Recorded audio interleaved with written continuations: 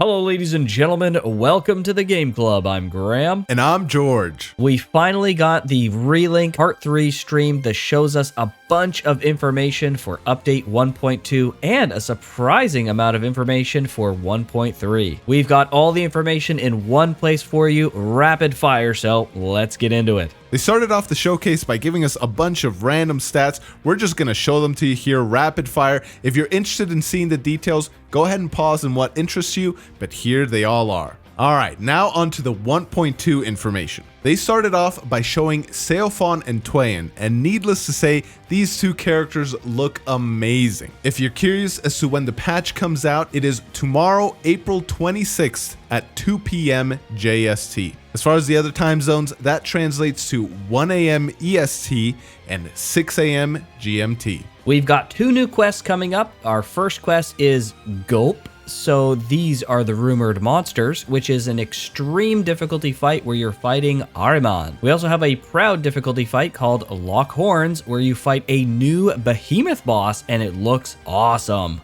The reason you're going to want to do these quests is they'll let you unlock Seofon and Tweyen. You can unlock them immediately through DLC purchase, but you could do these aforementioned quests to get special crewmate cards. These two new quests drop Revenant medallions, which can be traded in for Supreme Weapon Essences. You can then exchange your Supreme Weapon Essences at the Knickknack Shack for the special crewmate cards. The Lockhorn quest also has a specific chance to drop Supreme Weapon Essences by themselves, and more medallions. We don't know exactly which sigils will be dropping from these fights, but from what the developers were saying, we're told that the sigils that drop are going to be very useful. As far as some additional Seofon and Tweyen specific details, one cool thing is their Fate episodes are a continuation of the main story. They're only getting two weapons, the Defender and Ascension weapons, meaning they won't use a Terminus weapon. But as a way to get them to Terminus weapon strength, they have 4 character unique sigils. You can check out the details of the sigils on screen. We're also getting additional new general use sigils, which again you can see on screen, and 19 new character sigils which will come out next patch. That is just awesome. Also, the quality of life update everyone has been waiting for, mass sigil transmutation. It can finally be done, and it's wonderful. This has been a long time coming, but we are happy to see it. Originally, this was planned for 1.3, but it was so sought after by the community, they bumped it up to 1.2. Pretty awesome. There's been a ton of character changes, which you can see in the patch notes. We're not going to cover all of them here because there's a lot. However, we did want to highlight the philosophy here on screen, because essentially they're trying to avoid nerfs and try to improve characters that felt clunky or too weak. There's also new exercise-based emotes that are coming, which look pretty good, and a very gaudy looking gold skin. This looks pretty good, actually. I was a little surprised, but yeah, interesting. And now onto the 1.3 patch updates. They showed off Sandalphon, and he looks absolutely amazing. One thing that they did say though is that he'll be unlocked in a different way from Seofon and Tweyen. They also implemented a map feature, which, I mean, I never needed a map, but they said it was highly requested, so that's cool that they added it. A cool detail about the map is that if you already beat the full game, it'll show you where all the Wii pincers are. Probably nice for me because I've avoided getting them, but now I have a reason to go back and collect them all. Speaking of Wii pincers, they added something they spent way too much time explaining on the live stream.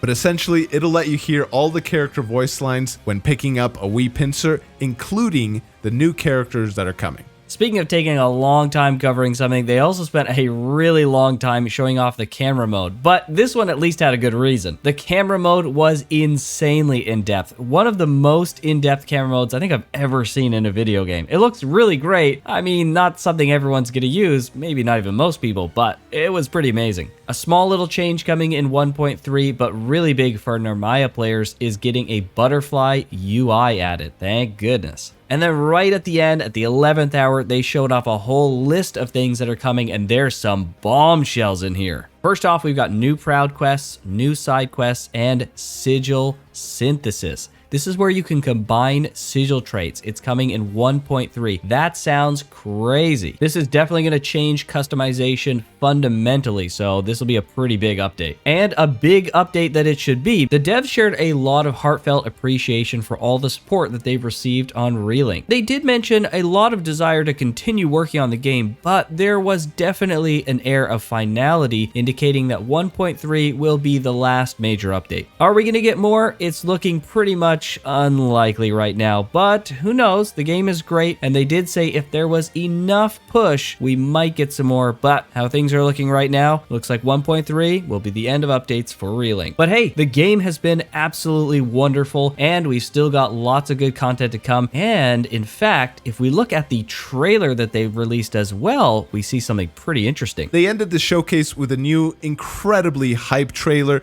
that just shows off how cool this game has been. It showed parts of the upcoming behemoth fight, and what's this? This is definitely new lucilius footage that lines up with some of the leaks that have come out. So yes, it certainly seems like 1.3 is really gonna go out with a bang. And that's it for the things they talked about in the showcase part 3. Needless to say, we're super excited for the new characters and the new fights to come. We'll be streaming update 1.2 once it launches, but with that, we'll catch you on the next one. See you, everybody.